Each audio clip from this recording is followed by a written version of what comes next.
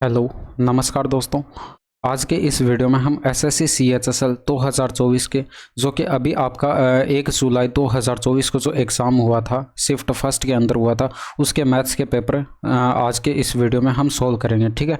और देखिए, प्रत्येक क्वेश्चंस को हम डिटेल्स के साथ समझेंगे और समझेंगे कि अभी जो एसएससी सीएचएसएल के अंदर 2024 के अंदर जो है लेटेस्ट पैटर्न पर किस तरह के क्वेश्चंस पूछे जा रहे हैं, जो कि अभी आपका सीजीएल का जो एग्ज़ाम आ रहा है उसमें आपकी हेल्प करेंगे। ठीक है।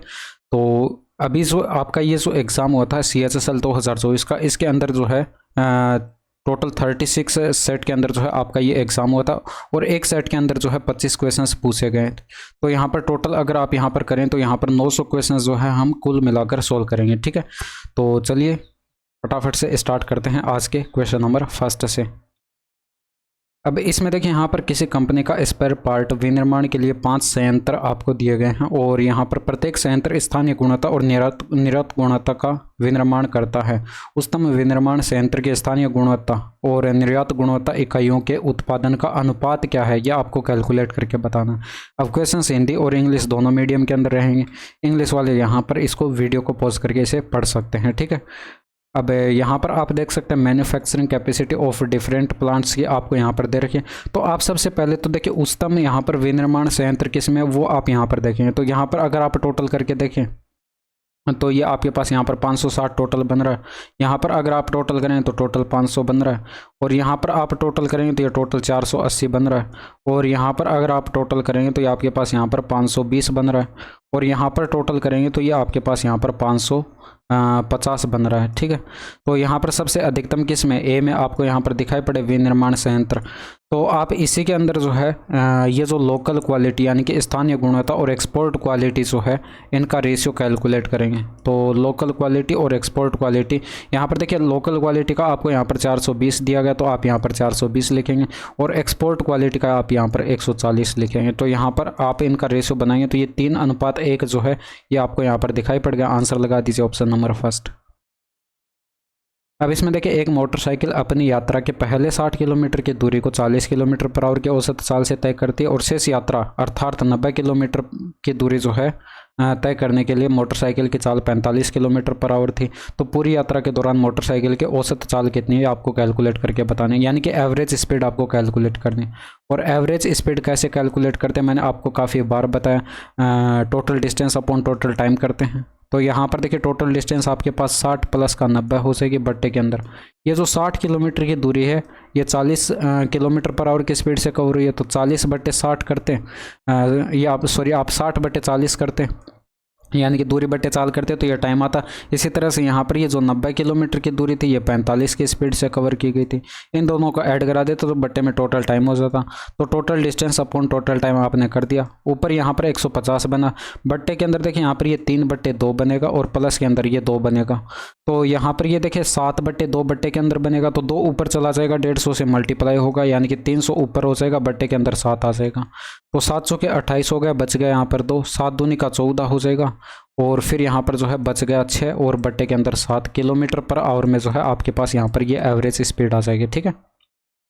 अब इसमें देखिए, यदि अरुण के वेतन में 50% की कमी की जाती है और बाद में जो 50% की वृद्धि की जाती है तो उसे कितने प्रतिशत की हानि हुई। अब यहाँ पर देखिए मैंने कंसेप्ट आपको बताया हुआ था पहले भी भाई, X% की आपको यहाँ पर कमी दे रखी हो और X% की वृद्धि आपको यहाँ पर लगातार दे रखी हो तो आप डायरेक्ट फॉर्मूला यूज़ करते हैं x² डिवाइडेड बाय 100। अब यहाँ पर माइनस में क्यों लिखते हैं, क्योंकि ये हमेशा लॉस को रिप्रेजेंट करता है, यहाँ पर हानि को रिप्रेजेंट करता है। ठीक है। तो यहाँ पर x की जगह 50 रखें तो 50 का स्क्वायर 2500 होता है, ये आपको पता है। अब यहाँ पर बट्टे के अंदर 100 भी है तो 2 0 से 2 0 कट गया यानी कि माइनस का 25% आपके पास यहाँ पर बनेगा और ये माइनस का चिन्ह जो है यहाँ पर लॉस को रिप्रेजेंट करता है। ये मैंने आपको काफ़ी बार बताया हुआ है। ठीक है।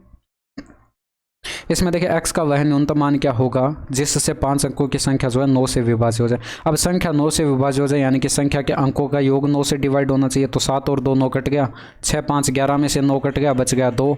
अब यहाँ पर x भी है तो प्लस x कराएंगे और ये भी संख्या जो है 9 से डिवाइड होनी चाहिए। अब 9 से डिवाइड होनी चाहिए तो x का आप न्यूनतम मान यहाँ पर क्या रखें भाई, 7 रखेंगे। भाई 7 रखेंगे तो 7 प्लस का 2 9 से डिवाइड हो जाएगा। तो यहाँ पर x का न्यूनतम मान आपके पास कितना आ चुका है, 7 आ चुका है। इसमें देखिए निम्नलिखित में से कौन सा कथन सही है। तो चक्रीय चतुर्भुज के कोणों का योग सदैव 180 डिग्री होता है, नहीं होता, क्योंकि कोई भी चतुर्भुज उसके चारों को कोणों का योग क्या होता है, वो 360 डिग्री का होता है। तो ये इनकरेक्ट हो जाएगा। इसमें देखिए यहाँ पर बराबर लंबाई वाली जीवाएं वृत्त के केंद्र से समान दूरी पर होती हैं, लेकिन सदैव वृत्त के केंद्र पर जो है समान कोण अंतरित नहीं करती है। ये देखिए यहाँ पर नहीं दे दिया गया, तो ये भी आपका इनकरेक्ट हो जाएगा, क्योंकि यहाँ पर देखिए अगर आपको कोई भी एक वृत्त दिया गया होता है तो उसके अंदर क्या होता है कि यहाँ पर इसके केंद्र से जो है समान दूरी पर आपको दो जीवाएं दी गई होती हैं, और यहाँ पर जो है अगर ये आपके पास यहाँ पर इनकी लंबाई बराबर है, इन दो जीवाओं की लंबाई अगर आपके पास यहाँ पर ये बराबर है, तो यहाँ पर जो है इसकी एक खासियत है कि ये आपके पास यहाँ पर ये केंद्र पर जो कोण बनाएंगे वो आपके पास यहाँ पर आपस में क्या होंगे, बराबर होंगे। ठीक है, इस रिजल्ट को हम प्रूफ भी कर सकते हैं, लेकिन आप यहाँ पर डायरेक्ट याद रखिए ये जो कोण बनाएंगे, ये जीवा यहाँ पर केंद्र पर जो कोण बनाएंगे वो आपस में बराबर होंगे, यानी कि ये थीटा है तो ये भी थीटा होगा, तो यहाँ पर ये बराबर होंगे। इसलिए जो है यहाँ पर ये नहीं दिया गया, यहाँ पर ये बराबर होता। ठीक है, इसमें देखिए यहाँ पर यदि दो वृत्त एक दूसरे को स्पर्श करते हैं तो संपर्क बिंदु दोनों केंद्रों को जोड़ने वाली रेखा पर स्थित होता है। इसमें देखिए वृत्त छोटे हो या बड़े हो उससे हमें कोई मतलब नहीं है, लेकिन यहाँ पर ये दोनों वृत्त अगर एक दूसरे को स्पर्श करते हैं, अगर ये एक दूसरे को यहाँ पर स्पर्श करते हैं, तो यहाँ पर इन दोनों के केंद्रों को अगर हम यहाँ पर मिलाएं तो यहाँ पर ये जो रेखा आपके पास बनेगी, और यहाँ पर जो है ये जो आपके पास इन दोनों वृत्तों का जो स्पर्श बिंदु है वो इसी रेखा के ऊपर स्थित होगा, और यही आपको ऑप्शन नंबर 3 में बताया गया। तो ये आपका यहाँ पर करेक्ट दे रखा है। इसमें देखिए वृत्त के एक ही खंड में जो है चाप द्वारा अंतरित कोणों का अनुपात जो है 2:1 होता है। ये आपका इनकरेक्ट दे रखा है, क्योंकि आपको पता है जब भी आप कोई वृत्त बनाते हैं और उसके अंदर देखिए यहाँ पर मान लीजिए ये एक जीवा है, और इस जीवा द्वारा जो है किसी वृत्त के अंदर किसी एक खंड के अंदर बनाए गए कोण क्या होते हैं, बराबर होते हैं। ठीक है, ये आपको पता है।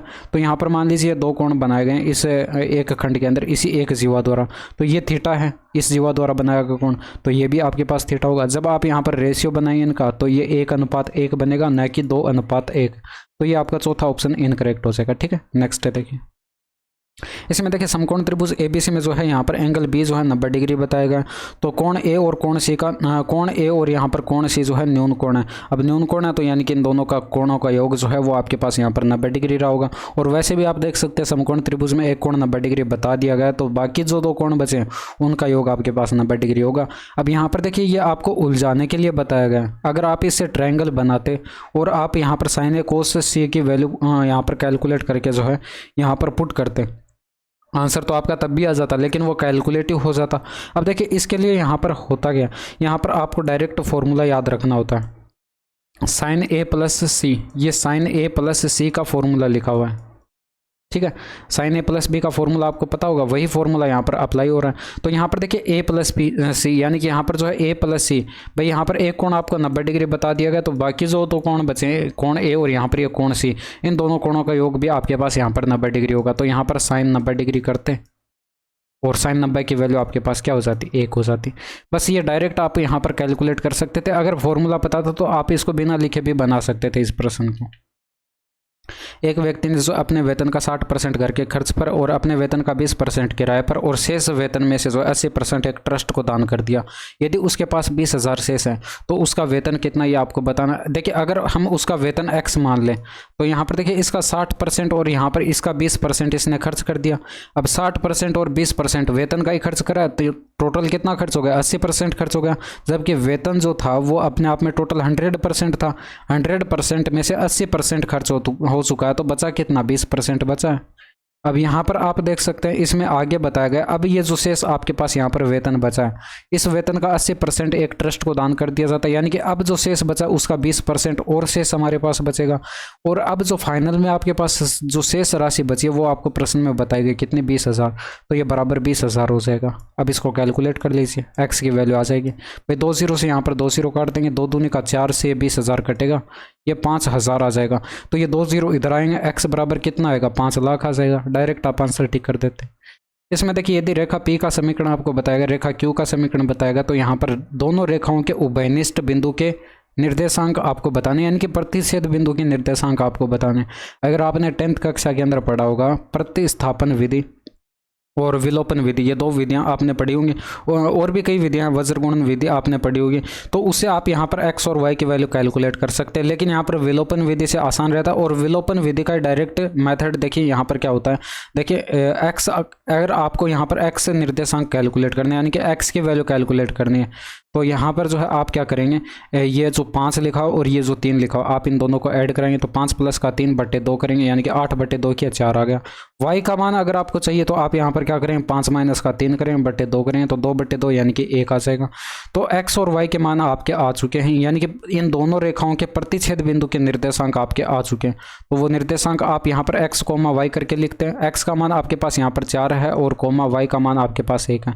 तो ये आपका यहाँ पर करेक्ट आंसर हो जाता। अब देखिए यहाँ पर 1 पहले लिख दिया गया और 4 बाद में लिख दिया। आप यहाँ पर x का मान पहले लिखते हैं, x का मान पहले लिखते हैं और y का मान बाद में लिखते हैं। तो x का मान 4 आया था और 4 आप पहले लिखेंगे, तो इसलिए आपके पास यहाँ पर ये करेक्ट आंसर आएगा, ये नहीं होगा। ठीक है।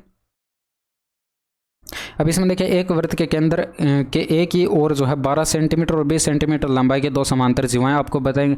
तो वृत्त की त्रिज्या 5√13 सेंटीमीटर है, तो इन जीवाओं के बीच की दूरी कितनी होगी आपको कैलकुलेट करके बताना।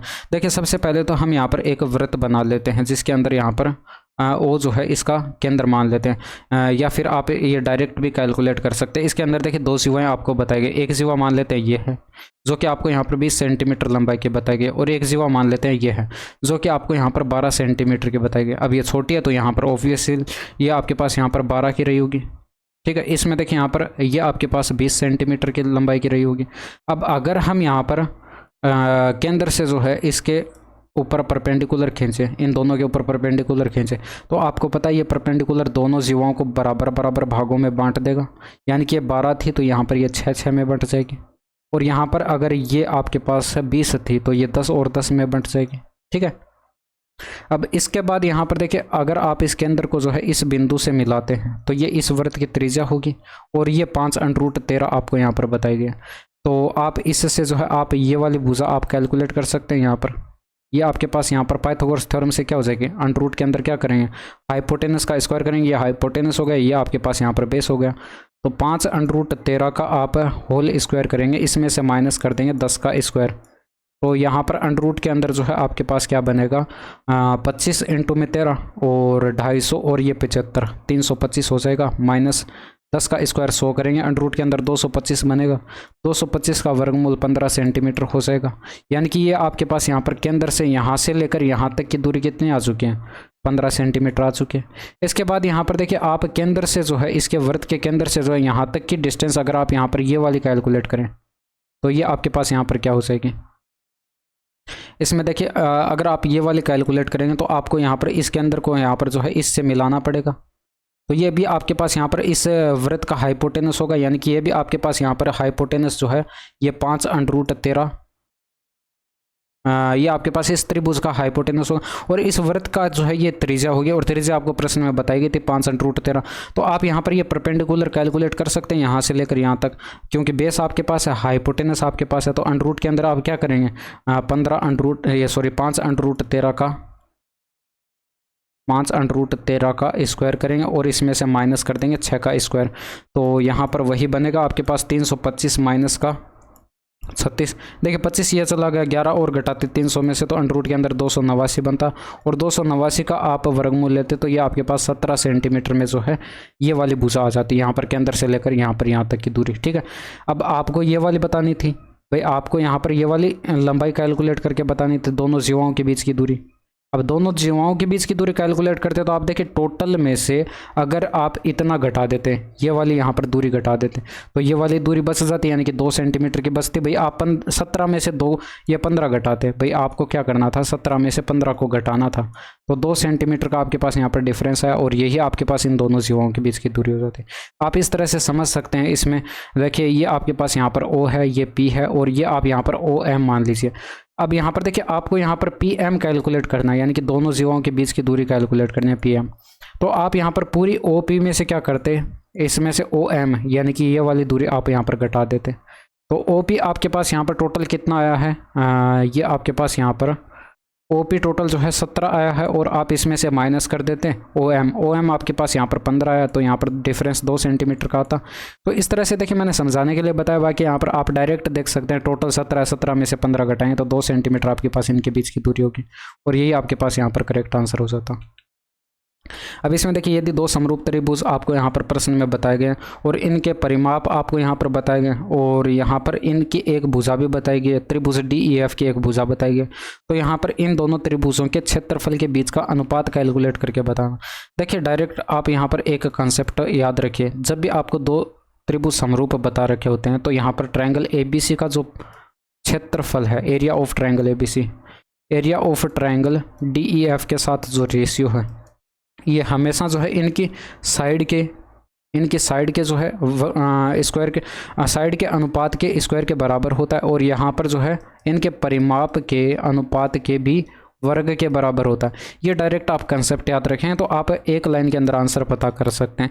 अब देखिए इसमें से आपको एक ही भुजा बताई गई है और आपको यहाँ पर यह भी पता है कि भुजाओं का अनुपात बराबर होता है परिमाप के अनुपात के, तो आप चाहें तो भुजाओं का अनुपात कैलकुलेट कर लेते या फिर जो है आप यहाँ पर परिमाप का अनुपात कैलकुलेट कर लेते, आपका काम बन जाता। मैं यहाँ पर देखिए परिमाप का अनुपात कैलकुलेट कर रहा हूँ, ये 24:9 है, तो यहाँ पर ये आपके पास 3 से कटता 8:3 आ जाता, और यही आपके पास भुजाओं का अनुपात होता। ठीक है, 8:3 के अनुपात में भी भुजाएं होती है आपके पास। अब इसमें होगा क्या कि ये बराबर आपके पास ये जो आपके पास यहाँ पर रेशियो है, भाई P1 की वैल्यू आप यहाँ पर 8 रखते और बट्टे के अंदर जो है P2 की वैल्यू 3 रखते, तो जब आप इसका स्क्वायर करते हैं तो ये 64 अनुपात आपके पास यहाँ पर 9 बन जाता, और ये ऑप्शन नंबर फर्स्ट में दिखा रख। आप एक लाइन के अंदर आंसर बना सकते थे इसका अगर कंसेप्ट पता था तो। इसमें देखिए दो गोलों के व्यासों का अनुपात आपको बताया गया, बड़े गोले को पिघलाया जाता है और पिघले हुए पदार्थ से 125 समरूप गोले बनाए जाते हैं, तो छोटे गोले को पिघलाया जाता है और पिघले हुए पदार्थ से जो है 27 समरूप गोले बनाए जाते हैं।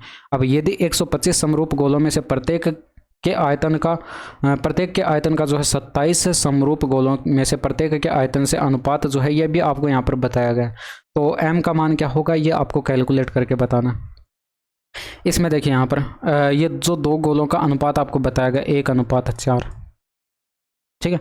अब आप यहाँ पर 1:4 ये अनुपात बताया गया। अब यहाँ पर ये आपके पास व्यासों में अनुपात बताया गया, तो त्रिज्याओं में भी रेशियो ये होगा, क्योंकि आप त्रिज्या कैलकुलेट करते तो 2 से डिवाइड करते और रेशियो है तो यहाँ पर रेशियो के कारण ये 2 से 2 कट जाता है, तो आप डायरेक्ट समझ सकते हैं आपके पास यहाँ पर ये त्रिज्याओं के अंदर रेशियो होगा। ठीक है, अब यहाँ पर अगर आप वॉल्यूम में रेशियो कैलकुलेट करते हैं इन दोनों गोलों का तो 4/3 और ये पाई और ये कैपिटल R³ और ये बट्टे के अंदर 4/3 और यहाँ पर ये पाई और ये स्मॉल R³।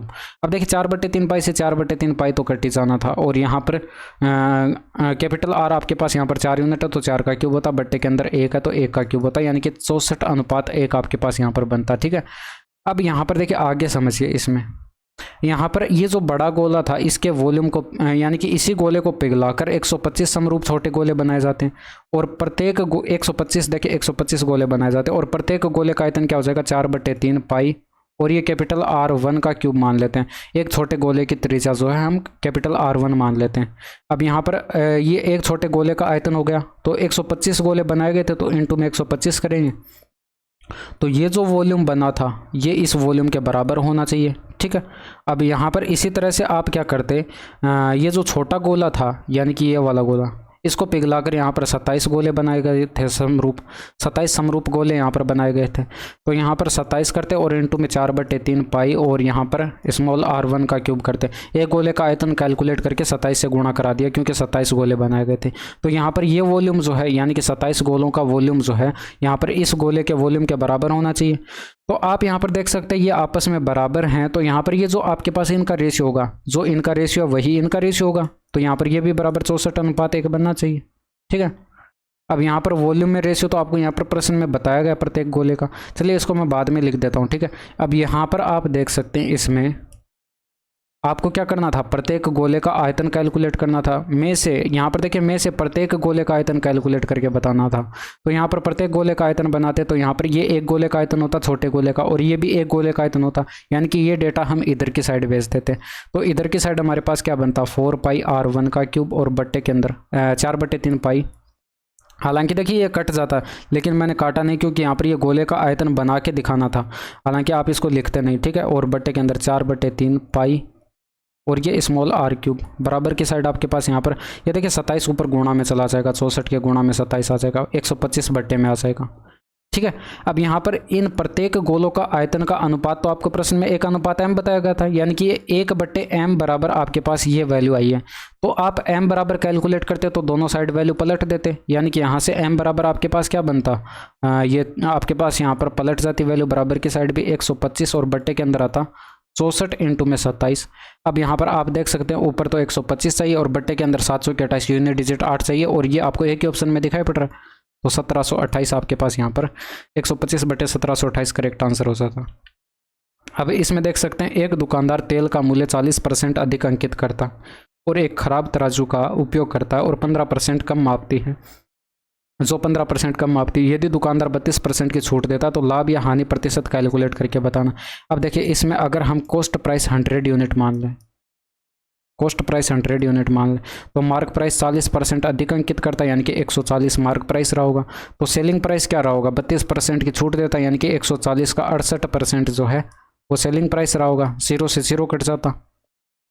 अब आप इसको देखिए 14 से मल्टीप्लाई करते, 14 8 112 हासिल 11 आती, 14 6 84 और 11 ये 95 हो जाता, एक स्थान पर दशमलव आ जाता। अब यहाँ पर आप इसमें देख सकते हैं ये कॉस्ट प्राइस आपके पास कितना है, 100 यूनिट का है। सेलिंग प्राइस आपके पास यहाँ पर कैलकुलेट आकर आया 95.2।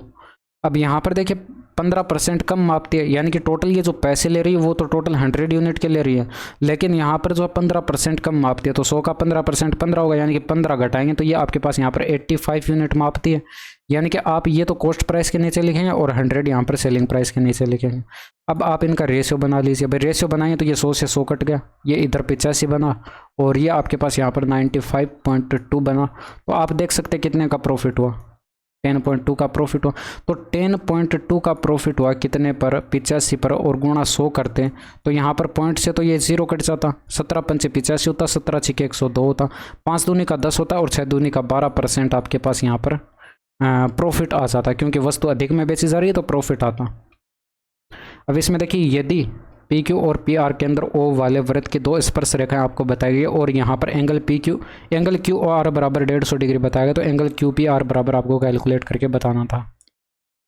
तो सबसे पहले इसमें देखिए एक वृत्त बना लेते हैं जिसका केंद्र जो है आपको प्रश्न में ओ बताया गया, और इसके बाहर जो है किसी बिंदु पी से इस वृत्त पर दो स्पर्श रेखाएं खींची जाती हैं, वो कुछ इस तरह से हम यहाँ पर मान लेते हैं। ठीक है, अब यहाँ पर ये बाहर बिंदु जो है ये आपको P बताया गया था, तो ये PQ हो जाएगी और ये आपके पास यहाँ पर PR हो जाएगी। अब इनको भी हम आपस में मिला देते हैं स्पर्श बिंदुओं को केंद्र से, तो यहाँ पर ये कुछ इस तरह से आपके पास एक चतुर्भुज बनेगा। और इसमें देखिए आपको पता है कि यहाँ पर त्रिज्या और स्पर्श रेखा के बीच का जो कोण बनता है वो 90 डिग्री का कोण बनता है। ठीक है, अब यहाँ पर ये जो QOR एंगल जो है ये आपको प्रश्न में 150 डिग्री बताया गया। अब ये 90 डिग्री है और ये भी 90 डिग्री है, तो 180 डिग्री बन चुका है इन दोनों का योग। अब जो बाकी आपके पास यहाँ पर दो कोण बचे इनका योग भी आपके पास 180 डिग्री होना चाहिए, तो 150 डिग्री तो ये हो चुका है, तो 30 डिग्री आपके पास ये बचा है। क्योंकि होता क्या है कि त्रिभुज के चारों कोणों का योग क्या होता है, 360 डिग्री होता है। तो यहाँ पर देख सकते हैं 180 और 180 360 डिग्री बन जाएगा। ठीक है, अब इसमें देखिए एक दुकानदार एक वस्तु के अंकित मूल्य में 40% की वृद्धि करने का निर्णय लेता है और वस्तु को मूल अंकित मूल्य पर बेच से पाने के लिए जो है उसे कितने प्रतिशत की छूट देनी पड़ेगी। देखिए 40% की फ्रैक्शन वैल्यू 2/5 होती है, यानी कि 5 से 2 अधिक अंकित करने का ये निर्णय लेता है।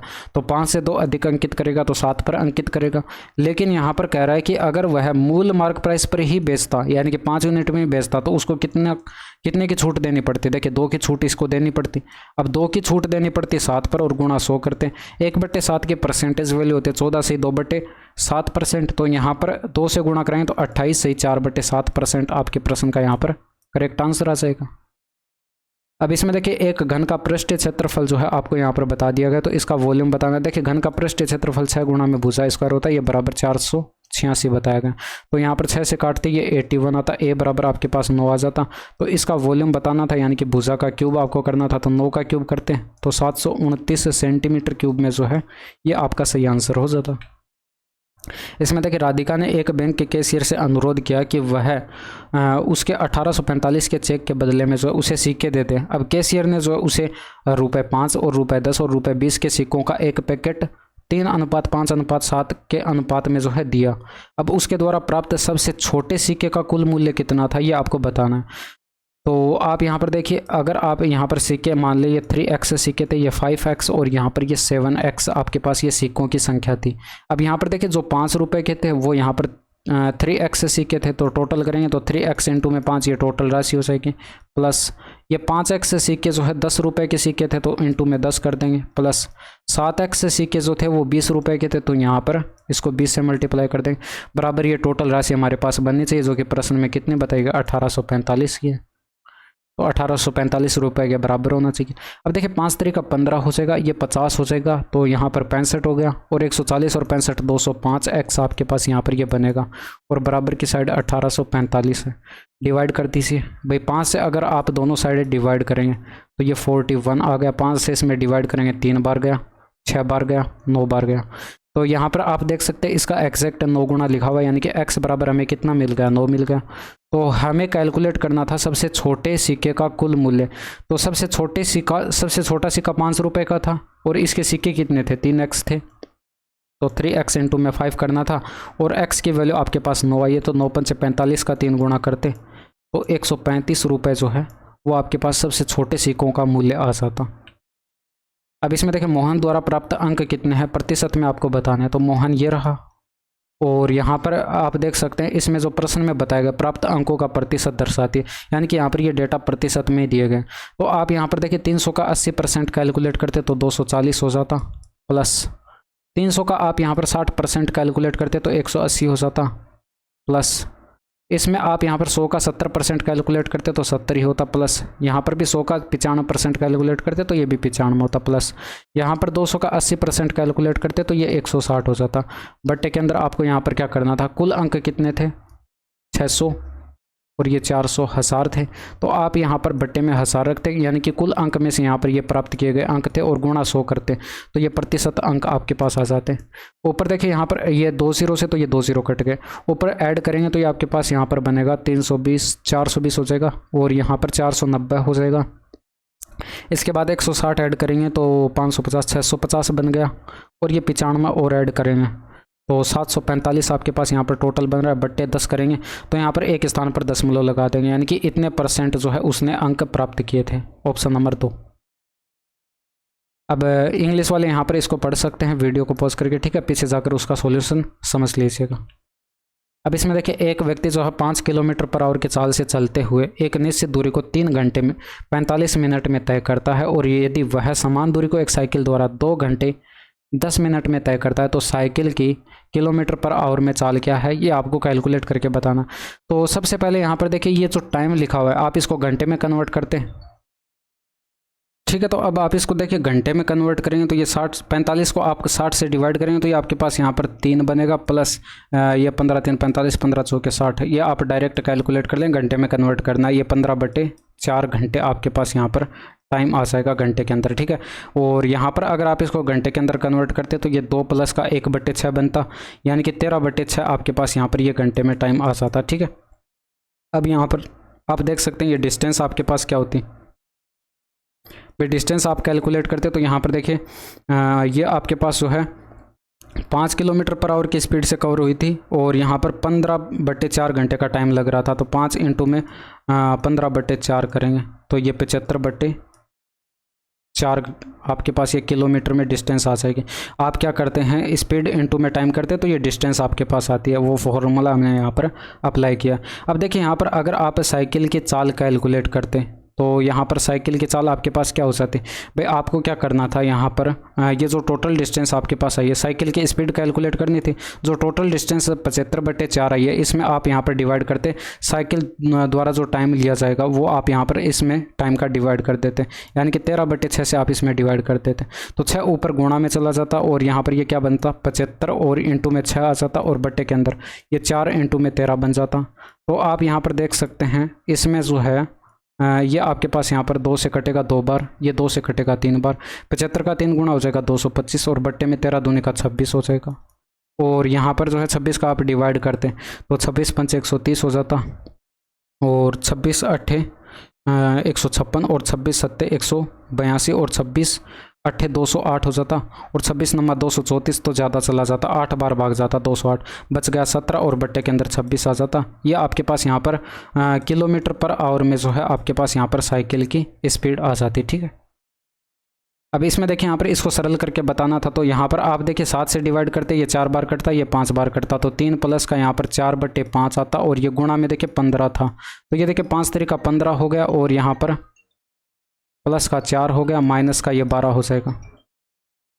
ठीक है, तो अब यहाँ पर देख सकते हैं ये 4 तरीका 12 प्लस का बनेगा, और ये 12 माइनस का, और 4 3 7 आपके पास यहाँ पर करेक्ट आंसर आ जाएगा। कैलकुलेशन आप कैलकुलेट कर सकते हैं। इसमें देखिए कितने वर्षों में किसी धनराशि पर जो है 2 से 6/7% वार्षिक दर से साधारण ब्याज मूलधन के बराबर होगा।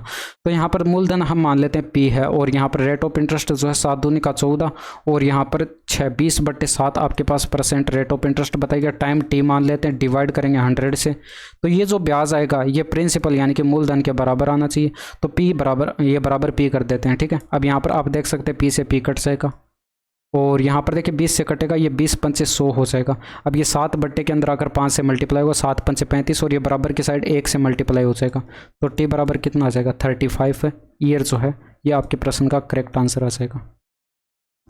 अब इसमें देख सकते हैं मोहन को पहले वर्ष में उसकी बिक्री राशि में जो है 12% की वृद्धि प्राप्त होती है, और दूसरे वर्ष 15% की वृद्धि प्राप्त होती है, और अब उसके वर्तमान बिक्री प्रश्न में बता दी गई, तो वो 2 वर्ष पूर्व उसकी बिक्री कितनी थी। देखिए 2 वर्ष पूर्व अगर उसकी बिक्री x मान लेते हैं, तो इसमें देखिए यहाँ पर 12% का इंक्रीमेंट होता, तो 28/25 कैलकुलेट करते, 15% का इंक्रीमेंट होता तो 23/20 कैलकुलेट करते। अब देखिए ये आपको यहाँ पर एग्जाम में लिख के नहीं देखना पड़ता कि 12% की फ्रैक्शन वैल्यू जो है वो यहाँ पर 3/25 होती है, यानी कि 25 पर 3 का इंक्रीमेंट होगा, तो इसीलिए मैंने यहाँ पर 28/25 कैलकुलेट किया था। 15% की फ्रैक्शन वैल्यू 3/20 होती है, यानी कि 20 पर 3 का इंक्रीमेंट होगा। ठीक है, अब यहाँ पर इसीलिए मैंने यहाँ पर ये 23/20 कैलकुलेट किया था, और ये बराबर अब जो आपके पास यहाँ पर मूल्य है वो आपको यहाँ पर प्रश्न में बता दिया कि कितना 1,28,800 है, तो बराबर इसको कर दीजिए। अब कैलकुलेट कर लीजिए। इसमें देखिए यहाँ पर अगर आप कैलकुलेशन करेंगे तो 23 से डिवाइड करेंगे, 23 पंच 115 हो गया, फिर बच गया 13, उतारेंगे 8, 23 से 138 होता है, और ये 5600 आ जाएगा। 7 से डिवाइड करेंगे, ये 4 बार कटेगा, 7 से डिवाइड करेंगे ये 800 आ जाएगा, और यहाँ पर 4 से डिवाइड करेंगे ये 5 आ जाएगा। ये देखिए 25 पंचे 125 होता है, और 125 का 8 गुणा कितना होता है 1000 होता है, तो x बराबर कितना आ जाएगा 1000, और आगे 2 0 एक्स्ट्रा आ जाएंगे, 1 लाख जो है ये आपके प्रश्न का यहाँ पर करेक्ट आंसर हो जाएगा। अब इसमें देखें क्राफ्ट में जो है नामांकित लड़कियों की संख्या स्कूल में विद्यार्थियों की कुल संख्या का कितना प्रतिशत है।